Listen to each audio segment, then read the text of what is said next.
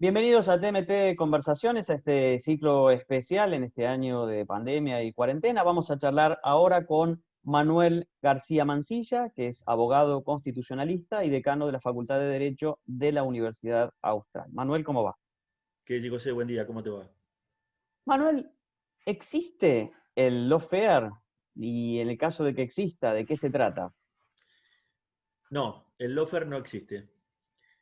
Creo que es una construcción que se pretende aplicar básicamente para cuestionar persecuciones penales contra funcionarios públicos en casos de corrupción, y lo que se pretende es construir una teoría en la cual esos funcionarios públicos no son perseguidos por los delitos que eventualmente cometen, sino que son víctimas de una persecución política maquinada desde usinas de los medios de comunicación y la justicia para perseguirlos por sus virtudes políticas. Es un invento el lofer. No te lo puedo decir de otra manera y no lo puedo decir, digamos, si te dijera técnicamente otra cosa te estaría mintiendo. ¿Y es un invento nuevo o es un invento viejo?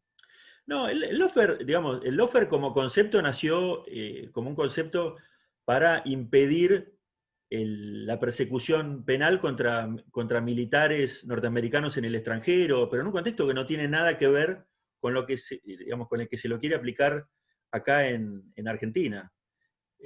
Jurídicamente no existe, digamos, todos los funcionarios públicos son responsables y si cometen un delito tienen que rendir cuentas ante la justicia. Y lo que no puede ocurrir es precisamente que cuando son investigados por eventuales delitos, que ellos, digamos, apelen a una supuesta inmunidad. Porque en definitiva, digamos, la idea del lawfare es una especie es una excusa para decir, yo soy inmune, a mí no me pueden investigar. Ahora, Ujú. eso no quita que uno pueda hacer críticas sobre eventuales visiones cegadas que pueden tener los medios o sobre eventuales corrupciones también en el Poder Judicial. O sea, pero la idea del offer como tal, la idea de un mecanismo en el cual a propósito se ponen de acuerdo medios de comunicación y jueces para perseguir a políticos porque defienden al pueblo, es un disparate. Ujú. Manuel, en este contexto de argumentación, del lawfare y demás, hemos visto casos de intentos de aplicar la ley de inteligencia directamente para perseguir a periodistas, como en el caso de Daniel Santoro. ¿Qué análisis haces de esto? El análisis de lo que es la relación entre la libertad de prensa y los secretos de Estado no hay que hacerlo a partir de la ley de inteligencia, sino a partir de la Constitución Nacional. La Constitución Nacional tiene una protección a la libertad de prensa, a la libertad de expresión muy robusta en comparación con otros sistemas constitucionales, a pesar de que tomamos la idea de la protección de la libertad de prensa de la Constitución de los Estados Unidos. Nuestra Constitución contiene protecciones adicionales a la que tienen en los Estados Unidos, incluyendo en el artículo 43 la protección del secreto de fuentes de información periodística.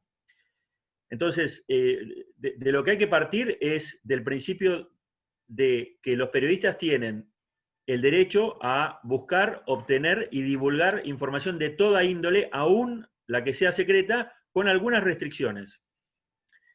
Entonces, la persecución penal a periodistas por la publicación de información debería ser un caso excepcionalísimo, debería ser gravísimo y deberían haber razones excepcionalísimas como para que esto pueda ocurrir. Y si analizás el sistema constitucional argentino, el único caso que se me ocurre en el que algo así podría suceder es si Argentina estuviera en una guerra y un periodista estuviera anticipando el movimiento de tropas y de esa manera poder ayudar al enemigo argentino. Un supuesto que obviamente estamos, digamos, es un supuesto de laboratorio que nunca va a ocurrir. Entonces, lo que sí tenés, y eso para mí es preocupante, es que a nivel jurisprudencial, nuestra jurisprudencia no es realmente muy, sobre todo en el ámbito penal, generalmente no parten de la base el análisis no parte de la base de la Constitución. Tenés otros casos, no solo el caso de Daniel Santoro, donde tuviste periodistas que fueron procesados por violación de secreto de Estado, por encubrimiento agravado de violación de secreto de Estado, por el solo hecho, por ejemplo, de haber recibido un email pinchado a un funcionario público. El rol del periodista es recibir información. El periodista no comete un delito si recibe información secreta. El que comete el delito eventualmente es la fuente, pero el periodista no es responsable por el eventual delito que cometa la fuente. Entonces, para redondear la contestación, si haces el análisis a partir de la Constitución, no podrían haber casos en Argentina de persecución penal a periodistas por divulgación de información secreta, salvo en ocasiones realmente excepcionalísimas. Solo para ratificarlo, si un periodista recibe información que fue obtenida de manera ilegal, pero esa información en cuya obtención el periodista no tuvo ningún papel, esa información es de interés público, el periodista la publica, no está cometiendo un delito. De ninguna manera, está ejerciendo un derecho constitucional. O sea, fíjate la diferencia, no es que no esté cometiendo un delito, está ejerciendo un derecho constitucional. Y es importantísimo tener en cuenta que nuestro sistema de gobierno es un sistema representativo republicano federal, ¿sí? En su faz republicana, una de las características del gobierno republicano es la publicidad de los actos de gobierno. Y en su faz representativa, una de las características del sistema representativo es que los gobernantes rindan cuenta ante el electorado de aquello que hacen. Entonces, la contracara de la publicidad de los actos de gobierno es la posibilidad de, digamos, es que el pueblo pueda estar informado, no solo para saber qué hacen sus gobernantes, sino también para que después, a la hora de votar, puedan rendir cuentas. Y fíjate una cosa más, la Constitución utiliza la palabra secreto solamente en dos oportunidades, y no a favor del gobierno, sino a favor de los ciudadanos. Una es en el caso de la protección del secreto de fuente de información periodística, y otro es el caso del voto. Manuel, venimos hablando de libertad de prensa, si se quiere, libertad de ejercicio profesional del periodismo, pero en el contexto digital, en el contexto de las redes sociales, de acceso a medios de comunicación, de alguna manera para cada uno de los ciudadanos, aparecen como nuevas aplicaciones de esos derechos. Hemos visto en el último tiempo la aplicación del delito de intimidación pública a usuarios de redes sociales que han publicado digamos, distintos tipos de contenidos que podrían incluso ser considerados de amenaza, digamos. ¿Es correcta esa aplicación? ¿Hace falta una nueva regulación? Digamos, ¿cómo se verifican estos derechos, libertad de expresión, libertad de prensa en el mundo de las redes sociales?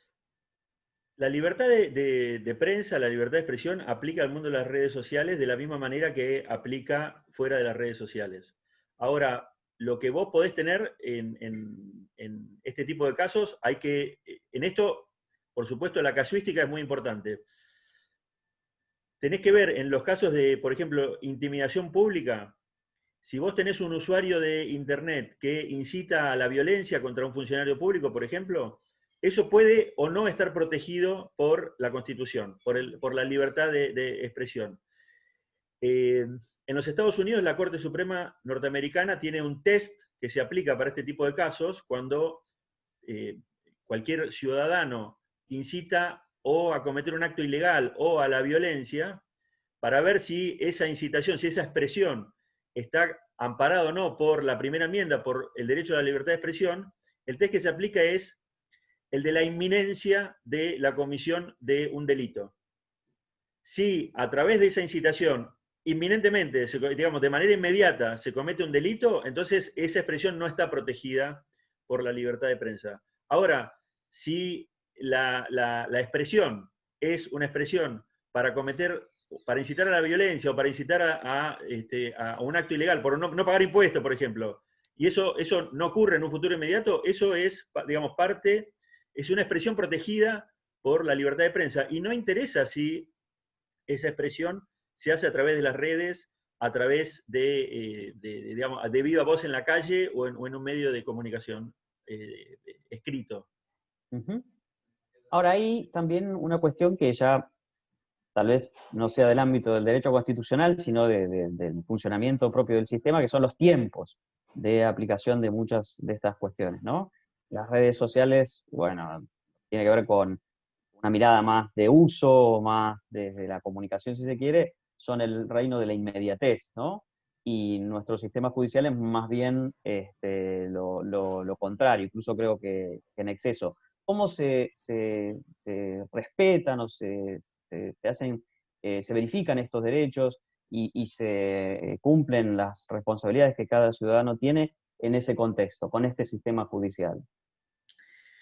Es una pregunta muy amplia, muy difícil de contestar, José. Es evidente, y por eso te lo marqué antes, que a nivel jurisprudencial tenemos algún problema. No solo por el tema tiempo, que es el que vos estás marcando, sino yo estoy hablando también del tema contenidos. Ujú. A nivel Corte Suprema tenés muchos fallos que marcan una línea clara en el sentido de la protección de lo que es la libertad de prensa. A nivel jueces, digamos, a nivel fallo de jueces inferiores, esa línea se desdibuja bastante. Entonces, obviamente el hecho de que vos tengas un derecho protegido en la Constitución Nacional no te evita, como ciudadano, lamentablemente, una eventual persecución penal. Debería evitártela, debería darte un escudo protector justamente frente a cualquier intento de persecución penal, pero eso no implica que uno no pueda estar sujeto a un expediente que, como decís vos, muchas veces duran años, ¿sí? Entonces, si vos tuvieras una jurisprudencia más clara, si hubiera una conciencia más clara de parte de los jueces inferiores acerca de qué es la libertad de prensa, por qué está protegida, por qué inclusive en nuestro sistema constitucional, y yo estoy un poco en desacuerdo con eso, pero es lo que dice nuestra jurisprudencia a nivel Corte Suprema, la libertad de prensa es una libertad preferida, está en teoría por encima de las demás. Yo tengo algún desacuerdo teórico por el hecho de que nuestra Constitución no establece una jerarquía de derechos. No es que la libertad de prensa es más importante que el derecho a aprender o el derecho a enseñar, que también es un derecho, o cualquier otro derecho. Pero nuestra Constitución, perdón, nuestra Corte Suprema considera a la libertad de expresión como una libertad preferida. ¿Y eso qué significa?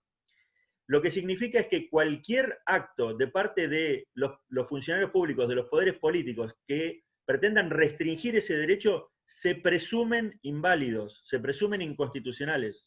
Entonces es el poder político, es el gobierno, si quiere litigar un caso de esta naturaleza, el que tiene que demostrar que esa restricción, además de haberse hecho a través de métodos que, digamos, válidos, por ejemplo, hay una restricción que se fija por ley, es proporcional, bueno, una serie de requisitos técnicos, pero además digamos, de la cuestión formal, también tienen que demostrar desde el punto de vista material, sustantivo, que lo que está haciendo el gobierno es válido. Y acá en realidad lo que termina ocurriendo en este tipo de casos que planteas vos es que te invierten el rol. Es el ciudadano el que tiene que defenderse en un caso penal y explicar por qué lo que está haciendo él está bien. Y en realidad, insisto, debiera ser al revés. Y entonces tenés claramente ese problema en el que un ciudadano hace algún tipo de manifestación a través de Twitter, como sé que ocurrió hace poco, lo denuncian por incitación, por intimidación pública y lo terminan metiendo preso o demorando, y después está sujeto a un proceso penal eventualmente extenso, que es un problema también, no solo por el plazo, y perdóname que me extienda porque esto también es importante, sino porque este tipo de persecuciones que no se resuelven rápidamente, lo que terminan es generando un efecto que se llama el efecto congelante, el chilling effect, que lo que hace es que otras personas se lo piensen 2 o 3 veces antes de hacer lo mismo. Y eso lo que hace es paralizar la libertad de prensa. Por eso insisto que es muy importante que los jueces de los tribunales inferiores sean los que tomen estos casos y los lean a partir de la Constitución. No tenés que llegar a la Corte Suprema después de años para que termine protegiendo tu derecho. Esa protección tiene que estar en los jueces inferiores. Y no ocurre, eso no es lo que ocurre lamentablemente con frecuencia en nuestro país. Manuel, muchas gracias. No, por favor, muchas gracias, José, a vos.